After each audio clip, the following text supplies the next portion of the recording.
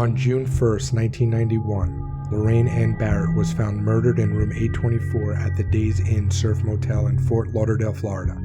She was 32 years old. Barrett had just checked into the motel the night before. She was in town for several days on vacation from western Pennsylvania. Homicide detectives began their investigation and found that Barrett had been seen at the Elbow Room bar the same night that she had checked into the Days Inn. Witnesses recall seeing Barrett with a white male at the bar and later recall seeing the victim with the same white male entering an elevator at the motel. The Broward County Medical Examiner's Office ruled the death a homicide by asphyxiation. A composite sketch of the suspect and descriptions of the suspect's tattoos were compiled and distributed. However, no arrests were made, and the case went cold.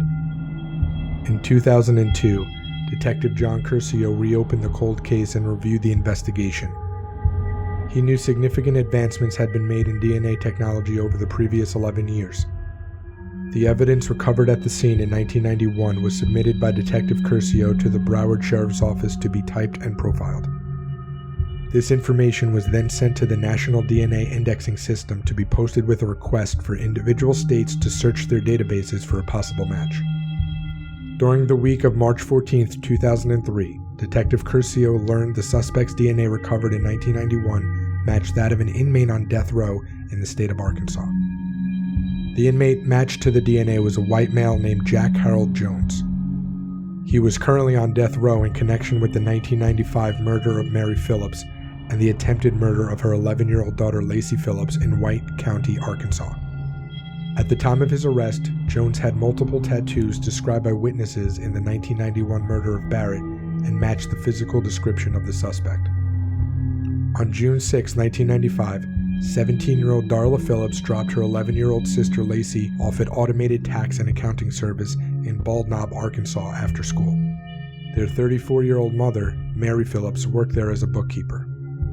Darla and her 15-year-old brother Jesse expected their mother and little sister to return to their home in Bradford around 4:30 or 5 p.m. They never arrived.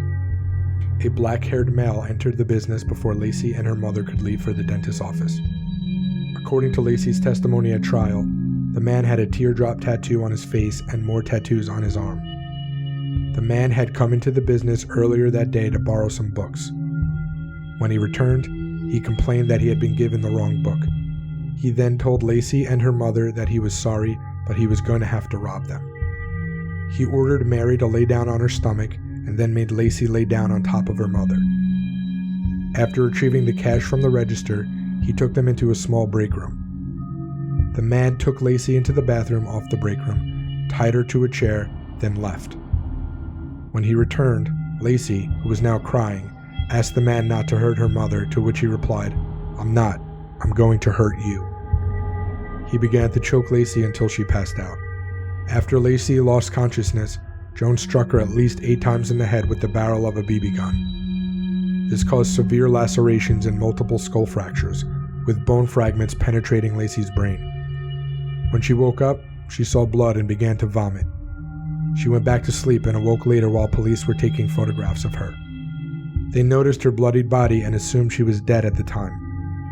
Police found Mary's body nude from the waist down. Cord from a nearby coffee pot was wrapped around her neck, and her hands were tied behind her back.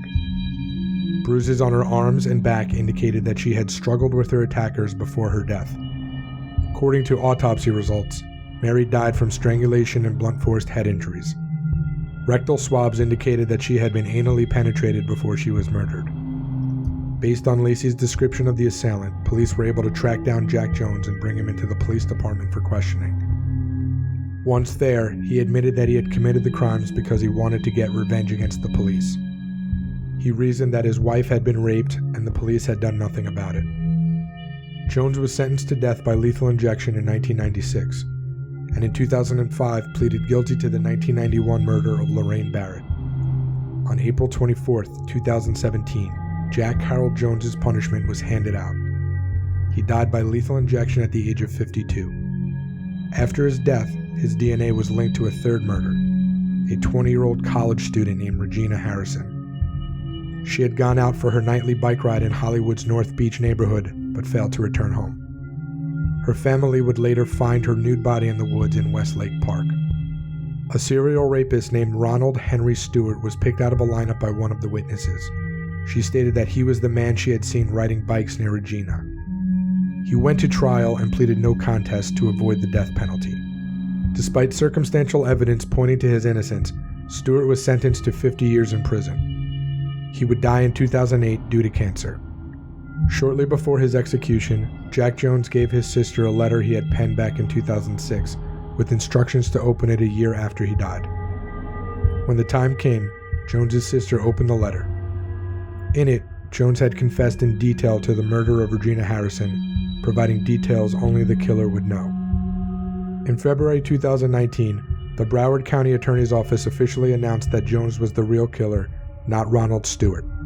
They said they would work to vacate Stewart's conviction and further investigate Jones's past to determine if he had killed other victims in Florida or elsewhere around the country. No further murders have been accredited to his name.